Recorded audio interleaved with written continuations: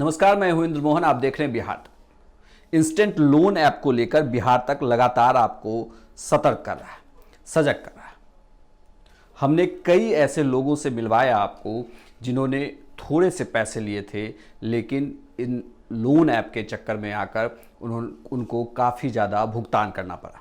इसके तार इतने दूर तक जुड़े हो सकते हैं कि आप सोच भी नहीं सकते। तेलंगाना में कुछ किसानों ने सुसाइड किया। अब इस पूरे मामले में एक शख्स की गिरफ्तारी भागलपुर में होती है।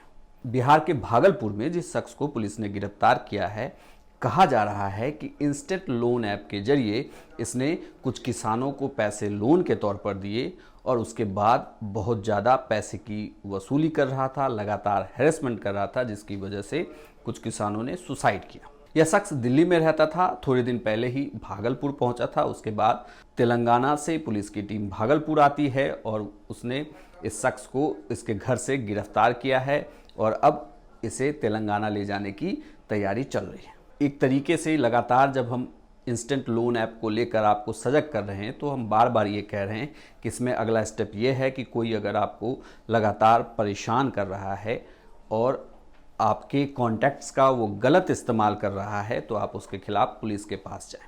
इस मामले में अब जो गिरफ्तारी हुई है, इसे लेकर सिटी एएसपी पूरन झा का क्या कहना है वो आपको सुनाते हैं। साइबराबाद जिला में बशीराबाद थाना के अंतर्गत एक कांड 6/2021 दर्ज हुआ था।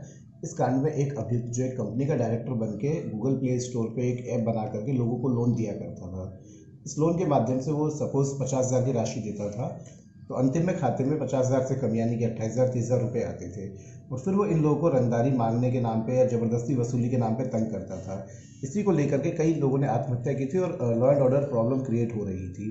उसी मामले में हम लोगों ने तेलंगाना पुलिस के साथ कार्य करते हुए इस व्यक्ति को, जो हेमंत झा नाम है, ईशाक्षक थाना से गिरफ्तार करके भेजा है। जी, कर्ज से परेशान होकर के कुछ लोगों ने आत्महत्या की थी। इसी से विधि व्यवस्था समस्या उत्पन्न हुई थी। इसी मामले में त्वरित कार्यवाही करते हुए वरीय पुलिस अधीक्षक महोदया के नेतृत्व में एक टीम का गठन किया गया, जिसके अंतर्गत ईशाक्षक थाना एवं डीआईयू ने काम को अंजाम देते हुए इस व्यक्ति को गिरफ्तार कर तेलंगाना भेजा है। बात सिर्फ इतनी नहीं है कि किसी की गिरफ्तारी होती है, दरअसल आपको आगे भी सजग रहना है और सिटी एएसपी यही बात बार बार कह रहे हैं। तो ध्यान रखें कि बैंक कभी भी आपसे ओटीपी या आपकी निजी जानकारियां नहीं मांगता है। यदि आपके पास कोई फ्रॉड कॉल आता है जिसमें आपका bank number, ATM card number इत्यादि चीज़ें पूछी जाती है और आपसे आपका ओटीपी मांगा जाता है, तो बिल्कुल उस कॉल का जवाब ना दें, क्योंकि there is no free lunch in this world. आपको अगर कोई इस तरीके का प्रलोभन देता है कि आप लॉटरी जीत चुके हैं, आप इतना पैसा दीजिए, आप सस्ते रेट पर कर्ज लीजिए, उन माध्यमों पर न जाए।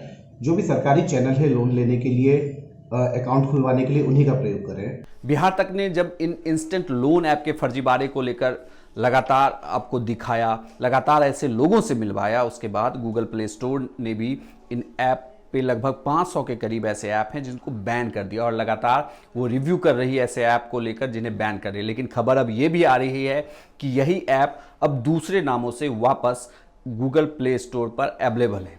तो आप भी अगर इस तरीके का कोई लोन लेना चाह रहे हैं तो ऐसे इंस्टेंट लोन ऐप के जरिए ना लें, बल्कि बैंक के थ्रू ही लें। बिहार तक ने आपको वह वीडियो भी दिखाया था जिसमें हमने बताया था कि आपको सबसे सेफ कौन सा तरीका है जिससे आप लोन ले सकते हैं। बिहार तक लगातार आपको सजग कर रहा है।